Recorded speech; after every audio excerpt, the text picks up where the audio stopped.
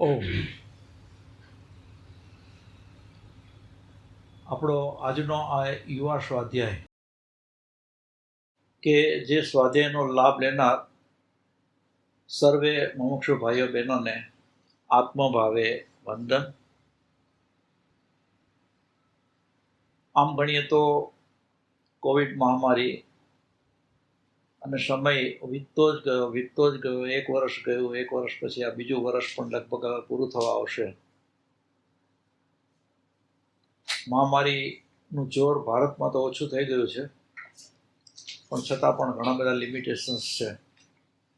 એટલે આપણા ઓનલાઈન સ્વાધ્યાયને બધું આપણે બરાબર વ્યવસ્થિત ચલાવી રહ્યા છીએ, અને એના અનુસંધાનની અંદર આપણો આ યુવા સ્વાધ્યાય કે જે સ્વાધ્યાયનો વિષય છે ચૈતન્યને ચરણે, એમાં બે મિત્રોની વાત છે. પહેલા શરૂઆતમાં કે એક મિત્રે મને પૂછ્યું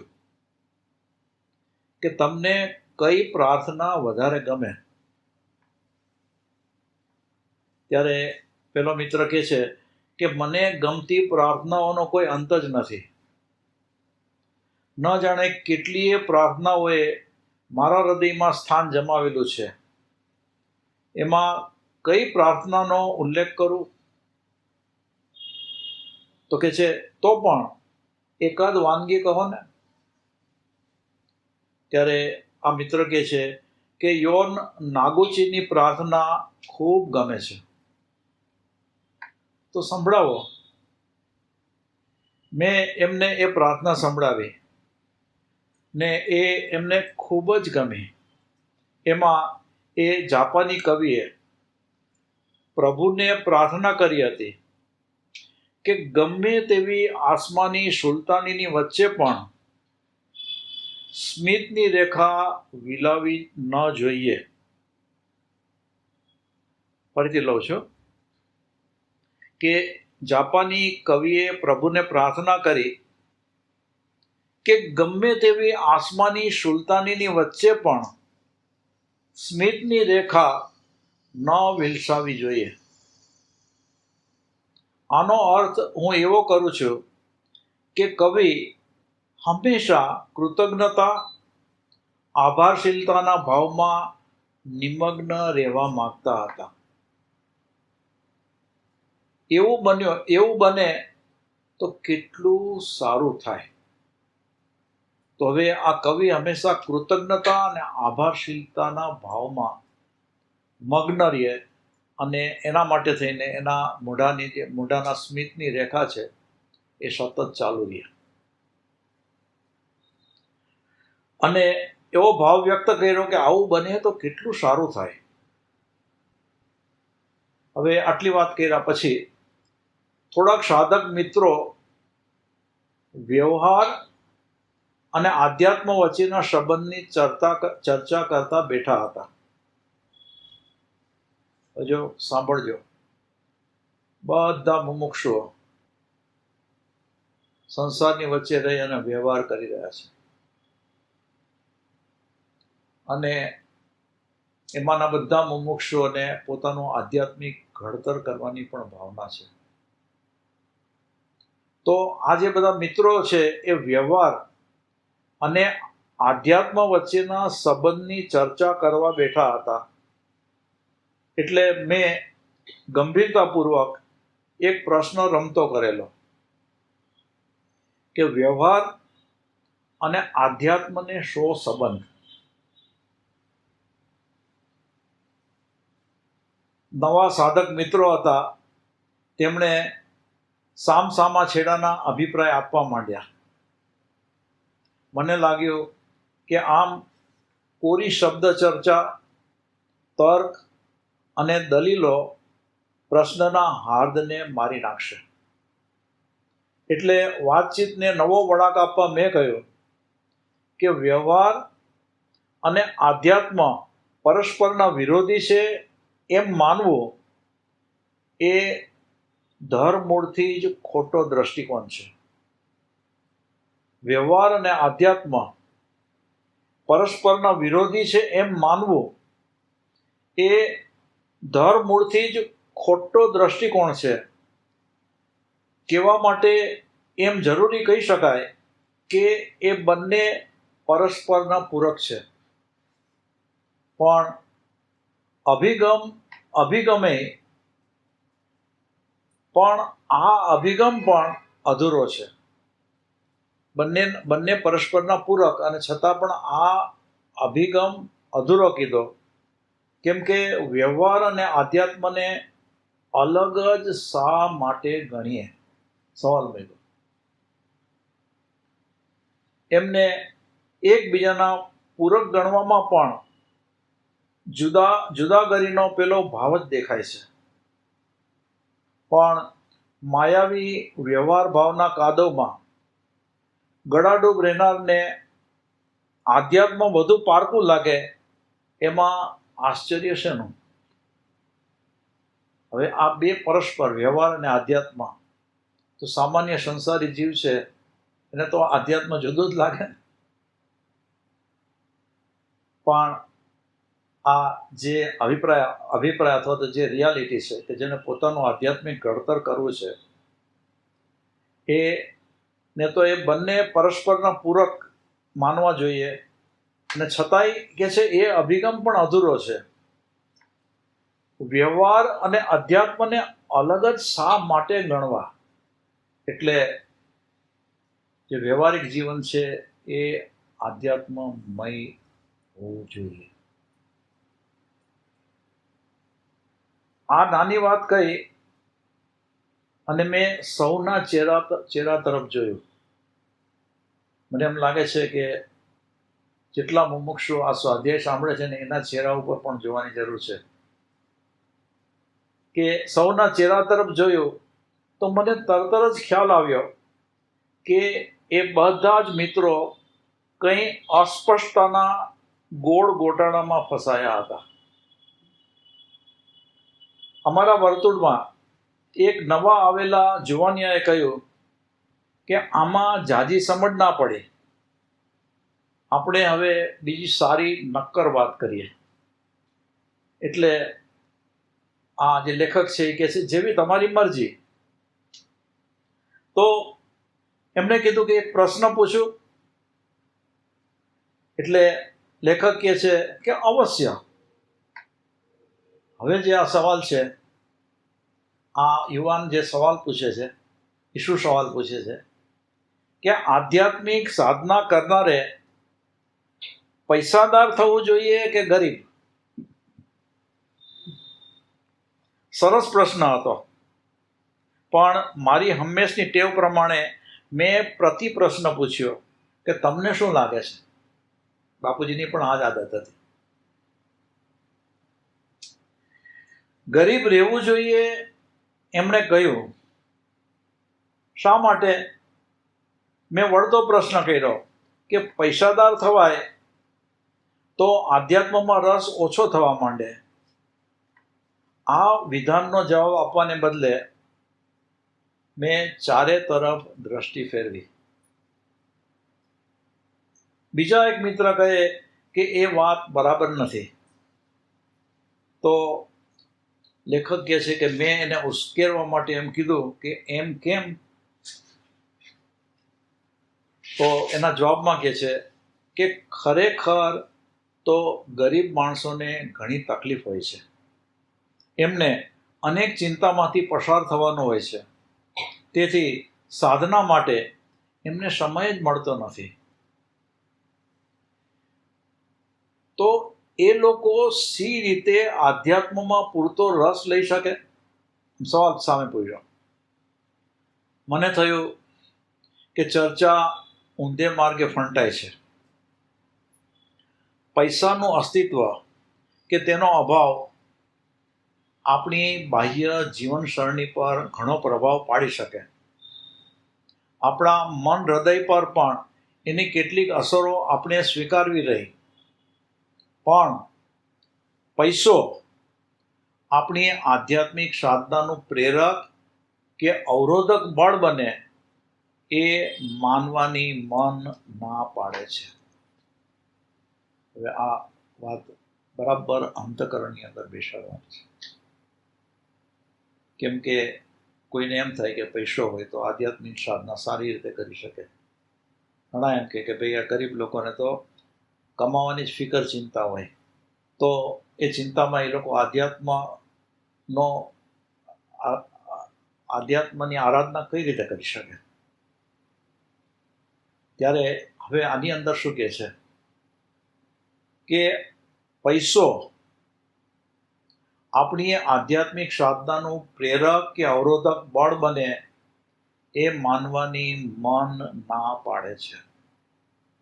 હા, જેઓ પૈસાને આસક્તિથી નવાજવા માંગતા હોય તેમના જીવનમાં એ નિર્ણાયક બળ તરીકે ભાગ ભજવે જ છે.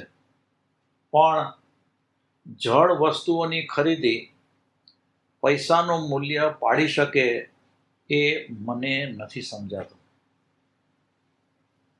વાર્તાલાપને આ દિશામાં દોરી રહ્યો હતો ત્યાં એક પ્રૌઢ સાધક કહે, હવે પ્રૌઢ સાધક કહે છે કે મારો પ્રશ્ન એ છે કે સાધકે પૈસા મેળવવાનો પ્રયત્ન કરવો જોઈએ કે કેમ? હવે આ સવાલ એવો છે કે ખરેખર સાધના કરે છે પણ પોતાનો નિભાવ કઈ રીતે કરી શકે, એટલે એને પૈસા મેળવવાનો પ્રયત્ન કરવો જોઈએ કે કેમ? પાયાનો પ્રશ્ન. ચર્ચા ક્યાંથી ક્યાં આવી ગઈ, જાણે કે એક વર્તુળ પૂરું થયું. મોટે ભાગે આપણે આવા વર્તુળમાં જ રાચતા હોઈએ છીએ.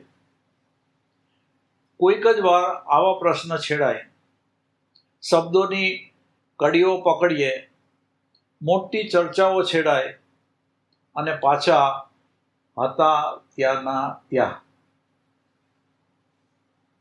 પણ આજ તો આ પ્રશ્નની જરા વિગતે ચર્ચા કરવાની છે.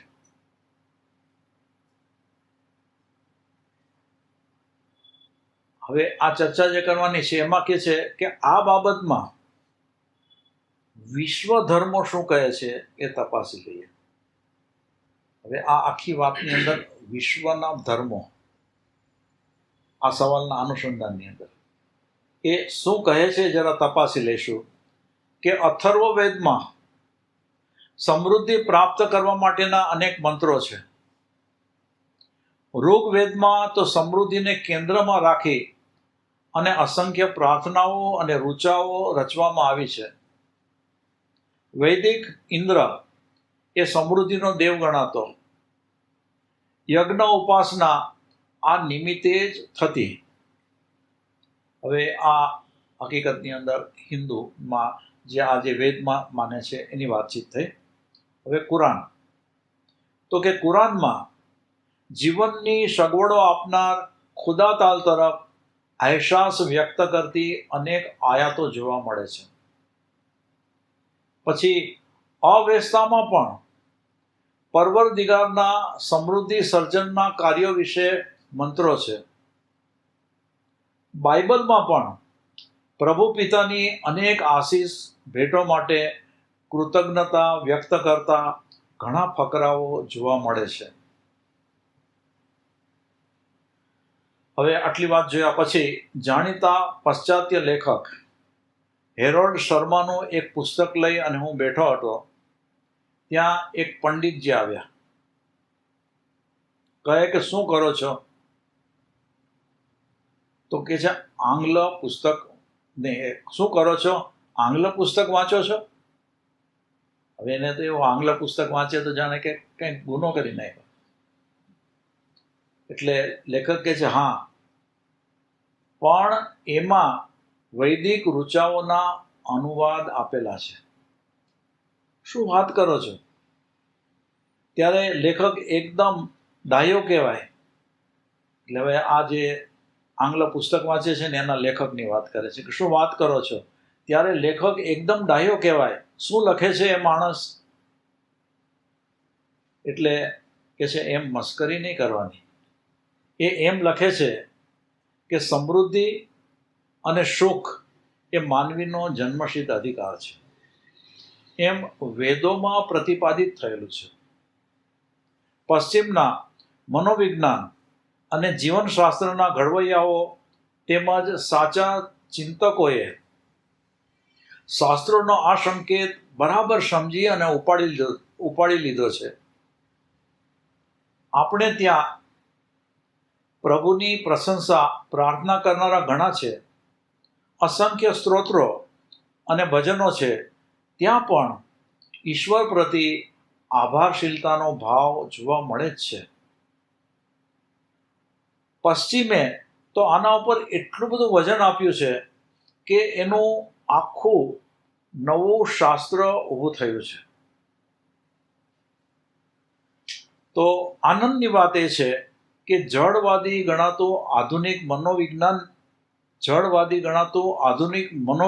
પણ કૃતજ્ઞતાની અભિવ્યક્તિના લાભ સ્વીકારી ચૂક્યું છે. આપણે સાનંદ આશ્ચર્ય તો એ રહસ્ય જાણીને થાય છે કે આના સુંદર પરિણામો પણ આવે છે. ડોરોથી મેકલારેન નામના એક જાણીતા મનોવૈજ્ઞાનિક અને તત્વદર્શી બેન કહે છે કે પ્રાપ્ત થયેલી પરિસ્થિતિને મંગળ વિચારે રંગતા શીખે તો માણસ પોતાના આખા વિશ્વનું નવસર્જન કરી શકે. એના જીવનની તમામ ઘટનાઓ અન્ય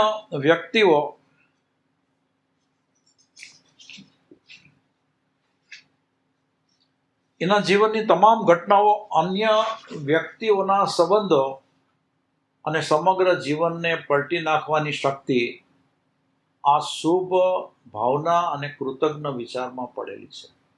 હવે આ એક બહુ મહત્વની વાત છે, એટલે હું એ ફરીથી વાંચું છું. આ જે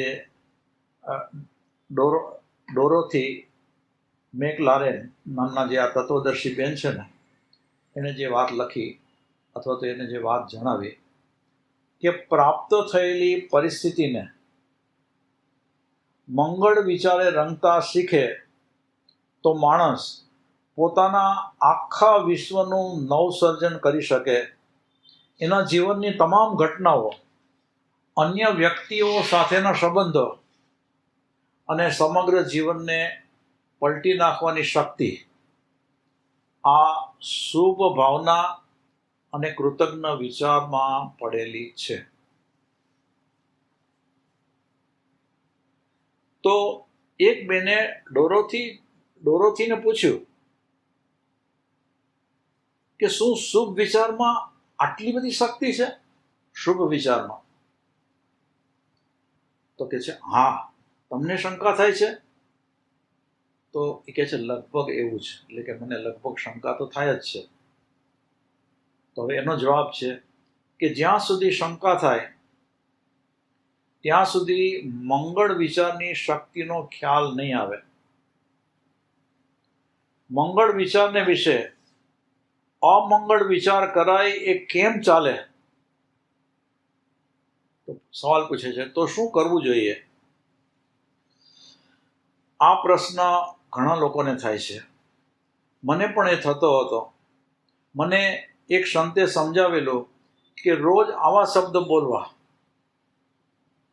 હવે જે આખી થિયરી છે ને, એ થિયરી વિચારવા જેવી છે. કેમ કે શુભ વિચારની શક્તિની વાત છે કે શુભ વિચારમાં આટલી બધી શક્તિ. તો હા, પણ એ કહે છે કે જ્યાં સુધી આ જે વચન છે એના ઉપર શંકા હોય ને, ત્યાં સુધી મંગળ વિચારની શક્તિનો ખ્યાલ નહીં આવે. આ આધ્યાત્મ માર્ગ માટેની બહુ મહત્વની વાત છે. કેમ કે આપણે બધાને એમ કહીએ છીએ ને કે તમારે શુભ વિચારમાં રહેવું, શુભ વિચારમાં રહેવું, તમારા ચિત્તને શુભ ભાવમાં રાખવું. તો એના અનુસંધાનની અંદર આ જે વાત છે એ આપણે જોઈ અને એના પર વિચાર કરવો જોઈએ કે જ્યાં સુધી શંકા થાય ત્યાં સુધી મંગળ વિચારની શક્તિનો ખ્યાલ નહીં આવે. મંગળ વિચાર વિશે અમંગળ વિચાર કરાય એ કેમ ચાલે? એટલે સવાલ છે કે તો શું કરવું જોઈએ? તો આ પ્રશ્ન ઘણા લોકોને થાય છે. મને પણ એ થતો હતો. મને એક સંતે સમજાવેલું કે રોજ આવા શબ્દ બોલવાના: મને ઈશ્વરના આશીર્વાદ મળવા લાગ્યા છે, મને ઈશ્વરના આશીર્વાદ મળવા લાગ્યા છે. આ શબ્દો વારંવાર બોલવાથી, એમને વિશે ચિંતન કરવાથી ખરેખર આશીષની ધારા વહેતી હોય એવો અનુભવ થવા લાગે છે. જાણે કે ઈશ્વર તમારા પર આશીર્વાદ વરસાવી રહ્યા હોય ને એવો અનુભવ થવા લાગે છે. અને આ પ્રયોગને મેં સફળતાપૂર્વક કરેલો છે. લેખક કહે છે આશીષ શબ્દ આપણે ત્યાં વપરાય છે. આ ઉપરાંત અન્ય બોળા અર્થમાં પણ મનોવિજ્ઞાને વાપરવા માંડ્યો છે. આપણા પોતાના કરતાં નાની વ્યક્તિઓને આશીષ આપીએ છીએ અને મોટેરા પાસેથી આશીષ લઈએ છીએ. જ્યારે મનોવિજ્ઞાનમાં તો વ્યક્તિઓ ઉપરાંત જળ અને ચેતન વસ્તુઓને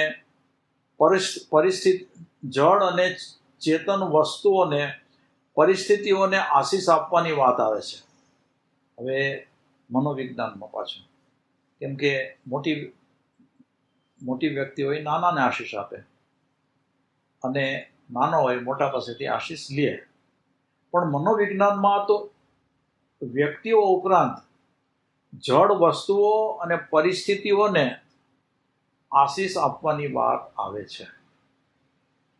ઉદાહરણ તરીકે, હવે આ દાખલો છે કે આંખો દુખવા આવી હોય તો પશ્ચિમના તત્વદર્શીઓ કહેશે કે તમારી આંખને આશીષ આપો. કઈ રીતે? તો કે સાવ સાદી રીત છે. તમારે મનમાં વારંવાર અને કવચિત મોટેથી આંખને સંબોધીને બોલવું કે તને આશીષ આપું છું.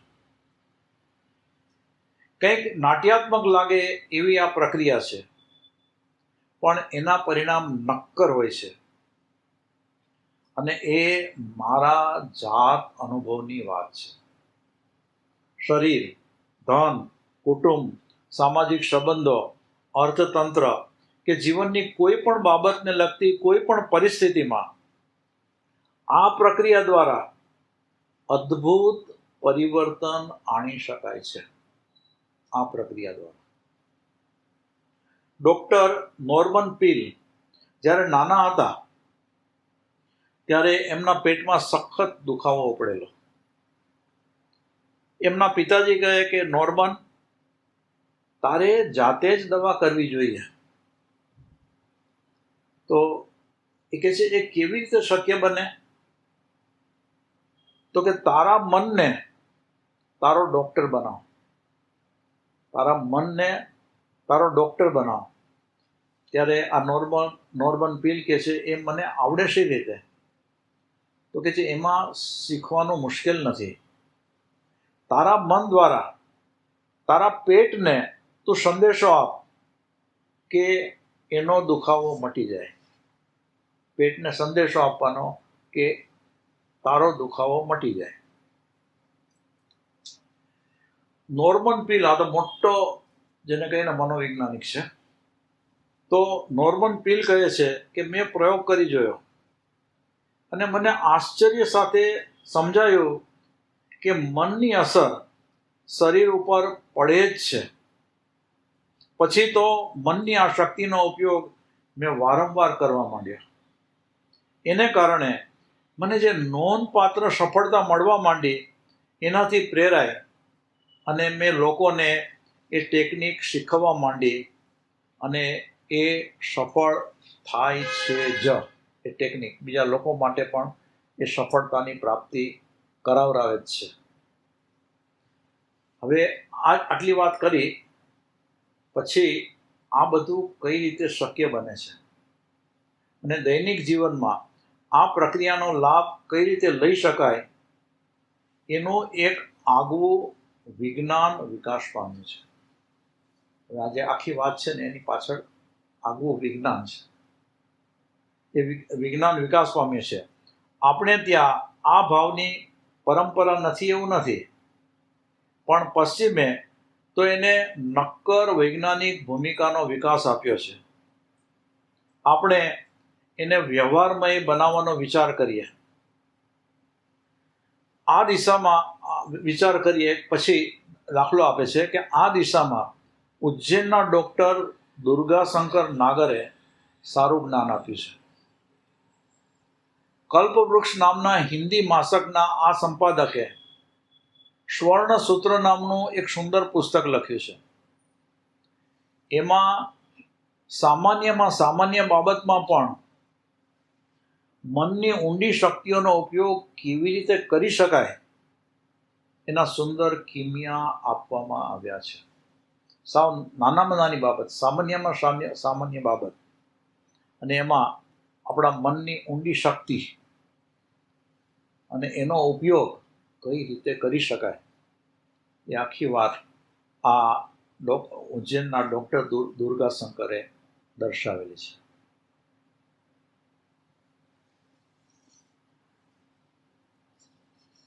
એક દલીલખોર માણસ એક વખત ડૉક્ટર નાગરને કહે કે કોઈ ગાંડા માણસ ઉપર મનનો પ્રભાવ પાડી શકાય? અવશ્ય. ડૉક્ટર નાગર શું કહે છે? અવશ્ય. ગાંડાને ડાયો કરી શકાય અને ડાયાને ગાંડો પણ કરી શકાય. તો આજે માણસે સવાલ પૂછ્યો તો એ કહે છે મને ગાંડો કરી દો, મને ગાંડો બનાવી દો.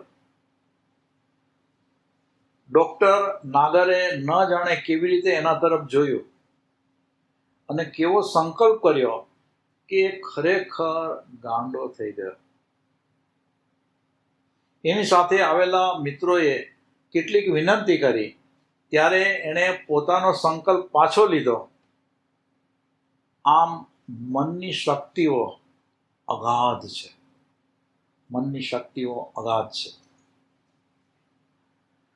આપણા શરીર, વસ્તુઓ, અન્ય વ્યક્તિઓને આશીષ ભાવે રંગી દેતા આવડે તો બધાનો સરસ વિકાસ થાય અને આપણને કશાની ખોટ ના રહે.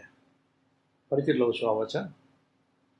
આપણા શરીર, વસ્તુઓ, અન્ય વ્યક્તિઓને આશીષ ભાવે રંગી દેતા આવડે તો બધાનો સરસ વિકાસ થાય છે અને આપણને કશાની ખોટ ના રહે.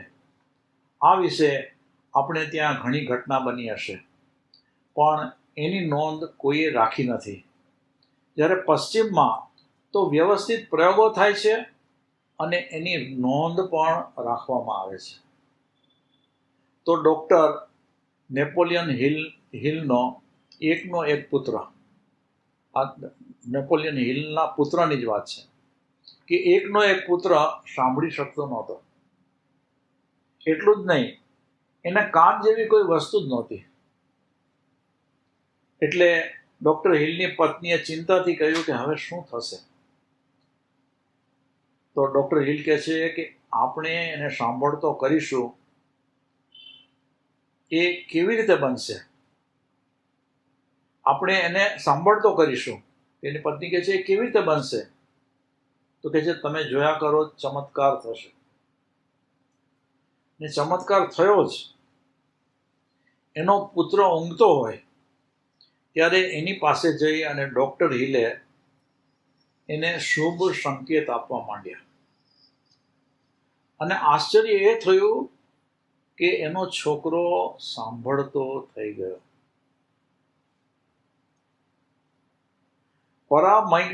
પરા મનોવિજ્ઞાનનો જગતનો આ ઘણો મોટો ચમત્કાર ગણાય.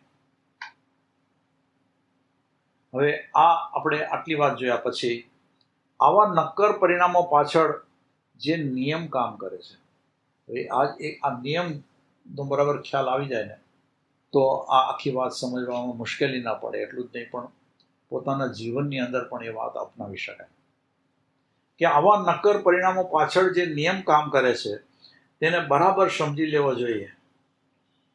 પહેલાં તો પ્રભુની જેમ વિચારની સર્વશક્તિ, ફરીથી લઉં છું, પહેલાં તો પ્રભુની જેમ વિચારની સર્વશક્તિમત્તા આપણે સ્વીકારવી પડશે. વિચારની સર્વશક્તિમત્તા એટલે કે વિચારની અંદર કેટલી બધી શક્તિ રહેલી છે એ વાતનો પહેલા સ્વીકાર રહેશે. આ વિશ્વનું જે કોઈ પણ સંચાલન બળ હોય તે આપણી વિચાર શક્તિને વશ હોય છે. દ્રઢતાપૂર્વક સતત કરવામાં આવેલા વિચાર સફળ થાય છે જ. એનું કારણ એ છે કે આ વિશ્વ મૂળ જે તત્વોમાંથી બન્યું છે તે વિચાર દ્વારા જ વિવિધ આકાર ધારણ કરે છે.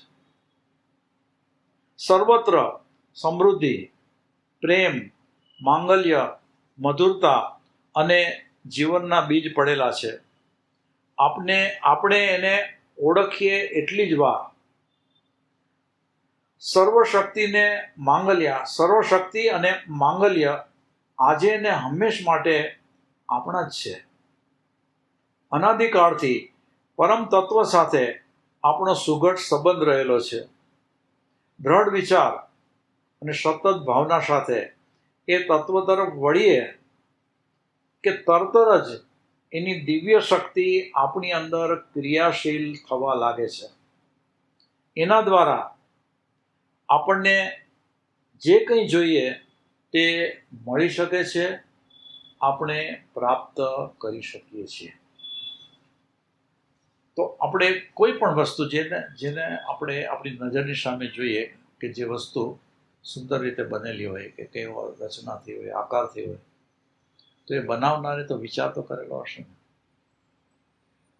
એ શક્તિ કોની? તો કે વિચારની શક્તિ. તો અત્યારના આ આધુનિક યુગની અંદર આ વિચારની શક્તિ વડે કેવા સંશોધનો થયા છે અને બધાના જીવન ધોરણની અંદર કેટલી બધી સરળતા આવવા લાગી છે. એ બધી શક્તિ કોની? તો કે વિચાર. એટલે પ્રભુની જેમ વિચારની શક્તિમત્તા આપણે સ્વીકારી અને પછી આપણે એ વિચારના પાવરને બરાબર સમજી અને આની અંદર જે પ્રમાણે કહ્યું છે એ પ્રમાણે જો આપણે વિચારનો ઉપયોગ કરતા થઈએ તો આપણે જે ધારેલું છે એ કામ કરવાને શક્તિમાન બની શકીએ. હવે આ જે નિયમ કામ કરે છે, આખો નિયમ લીધો, કદાચ હું 2 વાર વાંચું, 3 વાર વાંચું, 4 વાર વાંચું, પછી માંડ બધાને સમજાય, કોઈકને જલ્દીથી સમજાઈ જાય, પણ એ નિયમ અદ્ભુત છે. અને એ નિયમ ઉપર આપણે જેમ જેમ વિચાર કરીએ ને એમ એ નિયમની બાબતની અંદર રહેલી જે સચ્ચાઈ છે ને એનો ખ્યાલ આવતો જાય કે આ નિયમ કેવો અદ્ભુત છે. હવે બીજો દાખલો છે કે સ્વામી રામદાસ એકવાર વગર ટિકિટે ગાડીમાં મુસાફરી કરતા હતા અને એક ખ્રિસ્તી ટીટી એની પાસે ગયો અને ટિકિટ માગી. એમણે કહ્યું કે સાધુ પાસે ટિકિટના પૈસા ક્યાંથી હોય? એટલે આ ટીસી શું કહે છે? તો નીચે ઉતરી જા. તો આ રામદાસ કહે છે કે જેવી તમારી આજ્ઞા. જવાનું તો બહુ દૂર હતું પણ પેલો ખીજાયો હતો એટલે સ્વામી પોતાનું પોટલું લઈ અને નીચે ઉતર્યા. પણ એ પોટલાની અંદર શું છે એ જોવા માટે પેલા એ પોટલું ખોલી નાખ્યું તો સૌથી ઉપર બાઇબલ પડ્યું હતું. આ સ્વામી રામદાસના પોટલાની અંદર ઉપર બાઇબલ હતો. પેલો ખ્રિસ્તી ટીટી તો ખુશ થઈ ગયો. એણે સ્વામીને પાછા માનભેર ગાડીમાં બેસાડ્યા. એ લખે છે કે મારો પ્રભુ સર્વત્ર કાર્ય કરે છે એની પ્રતીતિ મને ફરી એકવાર થઈ ગઈ. આભાર. બરાબર સમજી લઈએ કે વિશ્વને સર્જનારો અને ધારનારો આ ક્રિયાત્મક દિવ્ય પદાર્થ આખા બ્રહ્માંડમાં રહેલો છે. વિશ્વનું સર્જન કરનારો અને ધારનારો આ ક્રિયાત્મક દિવ્ય પદાર્થ આખા બ્રહ્માંડમાં રહેલો છે. એ આપણા અણુમાં વસે છે. એ આપણી અંદર છે. આપણે એની અંદર છીએ. એને પ્રભુ કહો, ઈશ્વર કહો, ચેતન કહો, આત્મા કહો, પ્રાણ કહો, શક્તિ કે માયા કહો, ફાવે તે નામ આપો. શબ્દની ભાંજગડમાં પડશો નહીં, પણ મૂળ તત્વને પકડો. આખું બ્રહ્માંડ આ દિવ્ય તત્વથી સભર ભરેલું છે. એની ઈચ્છા વિના એક પાન પણ હલી શકતું નથી. એની ઈચ્છાથી હિમાલય પણ હટી જાય છે. એવું મન આપણી પાસે છે, આપણા બધા પાસે છે. વિચાર, વચન, વાણી, ચિંતા, ધ્યાન, કર્મ, લાગણી બધી જ પ્રક્રિયાઓમાં આ મહત્વનો ઉપયોગ થાય છે. ફરીથી લઉં છું. વિચાર, વચન, વાણી, ચિંતા, ધ્યાન, કર્મ, લાગણી અને બધી જ ક્રિયાઓમાં આ મહત્વનો ઉપયોગ થાય છે. આપણે જો ધાર્યા પરિણામ લાવવા હોય, જીવનને સમૃદ્ધ બનાવવું હોય, તો આ સિદ્ધાંતને ગળે ઉતારી મનને યોગ્ય રીતે ઉપયોગમાં લેવો. પ્રકાશ પથરાયો છે એવો વિચાર કરો. ફરીથી લઉં છું. આપણે જો ધાર્યા પરિણામ લાવવા હોય, જીવનને સમૃદ્ધ બનાવવું હોય, તો આ સિદ્ધાંતને ગળે ઉતારી મનને યોગ્ય રીતે ઉપયોગમાં લેવો અને પ્રકાશ પથરાયો છે એવો વિચાર કરો. આવી પ્રાર્થના કરો કે મારે માટે જે કંઈ પણ જરૂરી છે એ બધું જ પરમાત્મા મને દર્શાવી રહ્યો છે. પૂરી શ્રદ્ધા અને પ્રેમથી આ દર્શન અને માર્ગદર્શનનો હું સ્વીકાર કરું છું. પ્રભુનો પ્રેમ મારા મન અને જીવનને છલકાવી રહ્યો છે અને બધું બરાબર થવા લાગ્યું છે. આ પ્રાર્થના, આ બધું બરાબર થવામાં, હવે આ બરાબર થઈ રહ્યું છે એમ કીધું, આખી વાત એને જણાવ્યા પછી પણ બધાને આનો અનુભવ નથી થતો. કેમ? તો કે આ બધું બરાબર થવામાં મોટામાં મોટા 2 અવરોધો નડતા હોય છે. અશ્રદ્ધા અને અન્ય માટે નકારાત્મક વિચાર. હવે આ વાત સાંભળી માન્ય જ નહીં તો કે આ તો બધું ઠીક છે, ઉપજાવી કાઢેલું છે. અને જે કહેનાર હોય એના માટે નકારાત્મક વિચાર હોય, તો પછી એને આ જે અનુભવ થવા જોઈએ કે પોતે પોતાના મનની ઈચ્છા મુજબ પોતે ધારે એ પ્રમાણે બધું કરી શકે, એ બધું થવું એના માટે મુશ્કેલ બની જાય. આમાં અધીરતાનો સમાવેશ હું અંધશ્રદ્ધામાં કરી દઉં છું. અધીરતા એ અશ્રદ્ધા જ છે અને એની સાથે એ મનમાં ને મનમાં ઝઘડો કર્યા કરે છે. હવે આવો જે વ્યક્તિ છે ને, અશ્રદ્ધા અને અન્ય માટે તિરસ્કાર અને એમાં આપણી પછી એની અધીરતા વગેરે, તો આવો જે જીવ છે ને, એ આ જે વાત છે ને એની સાથે એ મનમાં ને મનમાં ઝઘડો કર્યા કરે છે. પોતાને જ પોતાના વિચારમાં ને વિચારમાં અંદર ઝઘડો ઊભો કરે. પણ આનો રસ્તો પણ છે. હવે આનો રસ્તો શું? પહેલાં તો જીવને ખરેખર પોતાનું અવલોકન કરતાં આનો ખ્યાલ આવવો જોઈએ. અને ખ્યાલ આવ્યા પછી એને એમ લાગવું જોઈએ કે ખરેખર આ શક્તિ છે, મારી અંદર પડેલી શક્તિ છે અને મારો એનો પૂરેપૂરો ઉપયોગ કરવો છે, એનો વિકાસ કરવો છે. પણ આ મારી અશ્રદ્ધા વગેરે મને નડે છે અને મારો મન અંદર આપસની અંદર ઝઘડો ઊભો કરે છે. તો હવે એનો રસ્તો શું? તો કે અન્ય તરફના મનના નકારાત્મક અને ધિક્કારભર્યા વલણને દૂર કરવા માટે રોજ થોડો સમય કાઢવો. હવે જે આ દોષ છે ને કે બીજા પ્રત્યેના નકારાત્મક વિચાર અને ધિક્કાર, આ વલણને દૂર કરવા માટે રોજ થોડો સમય કાઢવો, તન મનને ઢીલા છોડી દેવા, પ્રશાંત બનવું.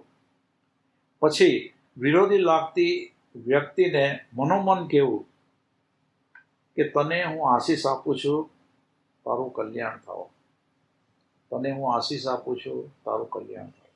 હવે આ નકારાત્મક અને ધિક્કારભર્યા વલણને દૂર કરવા માટે આ એનો રસ્તો. ક્ષમાશીલતાનો આ ભાવ ખુદ તમને જ તમારા કલ્યાણના પંથે લઈ જશે.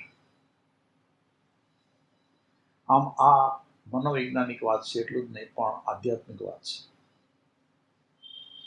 અને આપણા જે આધ્યાત્મિક શાસ્ત્રો છે, અને એ શાસ્ત્રની અંદર પણ જે જીવને પોતાનો આત્મવિકાસ કરવો છે, એને પોતાની અંદર રહેલા જે દોષો છે દૂર કરવા, એના માટે આપણા શાસ્ત્રો, જૈન શાસ્ત્રો, એ તો ખૂબ બતાવ્યું છે, ઘણું બતાવ્યું છે. અને એ જો શાસ્ત્રોનો અભ્યાસ કરીએ તો આ બધી વાત આપણને એની અંદરથી પ્રાપ્ત થાય. તો ક્ષમાશીલતાનો આ ભાવ ખુદ તમને જ તમારા કલ્યાણને પંથે લઈ જશે. પરમાત્મા બીજે ક્યાં રહીને કામ કરે છે એ તો નક્કી કહી શકાય તેમ નથી, પણ એ તમારા દ્વારા કામ કરી શકે છે એમાં શંકા નથી. તમારા માટે તમે એનું મોટામાં મોટું માધ્યમ છો. તમારા માટે તમે ભગવાનનું મોટામાં મોટું માધ્યમ છો, એટલે કે પરમાત્માનું. તો હવે દાખલો એક આપે છે કે એક બેન મને કહે કે મારે આધ્યાત્મ પંથે આગળ વધવું છે. તો લેખક એને શું કહે છે કે મને લાગે છે કે તમારે પહેલા મન પંથે આગળ વધવાની જરૂર છે. આધ્યાત્મ પંથે નહીં, પણ તમારો જે મનનો પંથ છે ને, એમાં આગળ વધવાની જરૂર છે. એટલે બેન કહે છે, એટલે જરા સ્પષ્ટતાથી કહો તો ખબર પડે.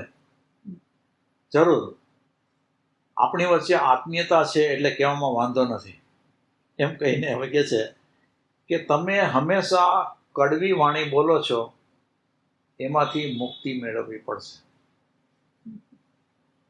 અને આ માટે મનને કેળવવાનું રહેશે. આધ્યાત્મમાં આગળ વધવા માટે મનને કેળવવાનું કીધું. અને એ મનને કેળવવામાં એને કીધું કે તમે હંમેશા કડવી વાણી બોલો છો, એમાંથી મુક્તિ મેળવવી પડશે. અને એના માટે તમારે તમારા મનને કેળવવું પડશે. તમારી વાત તો સાચી છે, મને ભારે ગુસ્સો આવી જાય છે, એટલા માટે જ તો હું તમને મન પંથે જવાની સલાહ આપું છું. પરમાત્મા તમને જે આશીષ આપવા માંગે છે તેના પ્રવેશ માટે તમારા જીવનમાં આ રીત ફરીથી લઉં છું કે પરમાત્મા તમને જે આશીષ આપવા માંગે છે તેના પ્રવેશ માટે તમારા જીવનમાં આ રીત દ્વાર ખુલ્લા હશે. પ્રેમ કરતા મોટી ચાવી બીજી કઈ? સ્નેહ અને ક્ષમા કરતા શક્તિશાળી પ્રભુની હાજરી અનુભવવાનો પ્રયાસ પણ કરવો જોઈએ. હું છે ને આ આખી વાત ફરીથી લઉં છું. મન પંથે જવાની જે સલાહ આપે છે ને, તો પરમાત્મા તમને જે આશીષ આપવા માગે છે તેના પ્રવેશ માટે તમારા જીવનમાં આ રીતે દ્વાર ખુલ્લા હશે. આ રીતે એટલે હવે જે રીત છે એ બતાવે છે કે પ્રેમ કરતા મોટી ચાવી બીજી કઈ?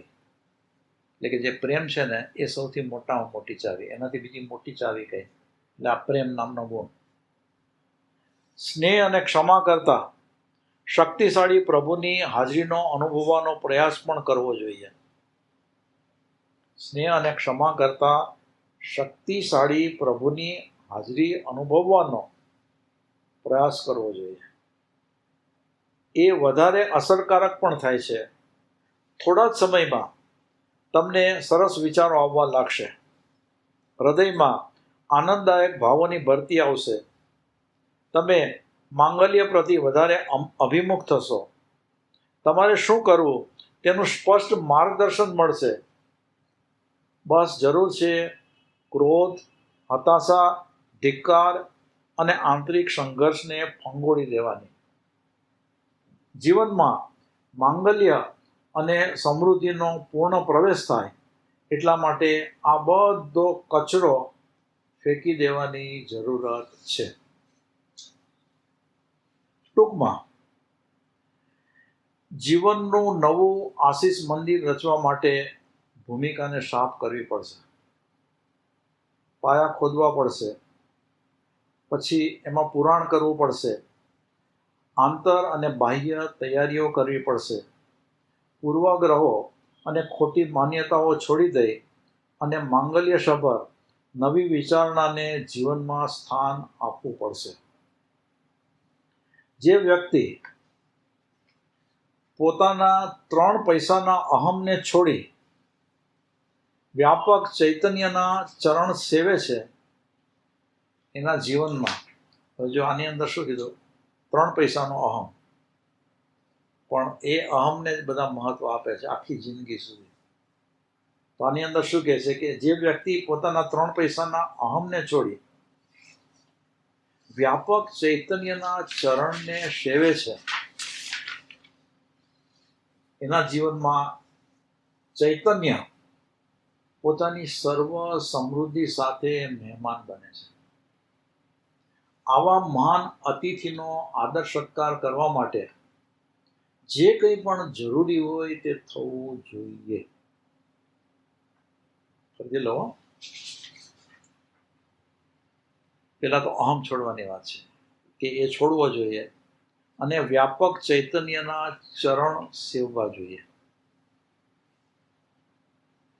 અને આમ જો થાય તો એના જીવનમાં, જો આ પોતાની જાતને આ રીતે તૈયાર કરે તો એના જીવનમાં ચૈતન્ય પોતાની સર્વ સમૃદ્ધિ સાથે મહેમાન બને છે. હવે મહેમાન તો બન્યા, પણ મહેમાન બન્યા પછી શું કરવાનું? તો કે આવા મહાન અતિથિનો આદર સત્કાર કરવા માટે જે કંઈ પણ જરૂરી હોય તે થવું જ જોઈએ. તમે આ માટે તત્પર છો? અખંડ આશીષ ધારા તમને જોઈએ છે?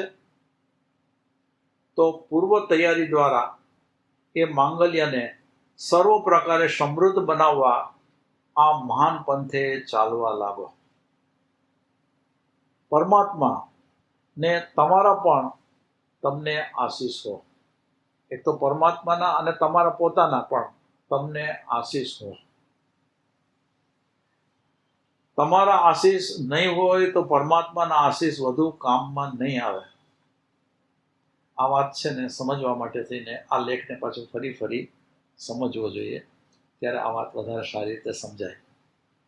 જે દિવસે તમને આ સમન્વય સાધતા આવડશે એ દિવસ તમારી ધન્યતાનો દિવસ હશે. તો આ રીતે આપણે આ સ્વાધ્યાયની અંદર આ જેને કહીને કે મનોવૈજ્ઞાનિક લેખ,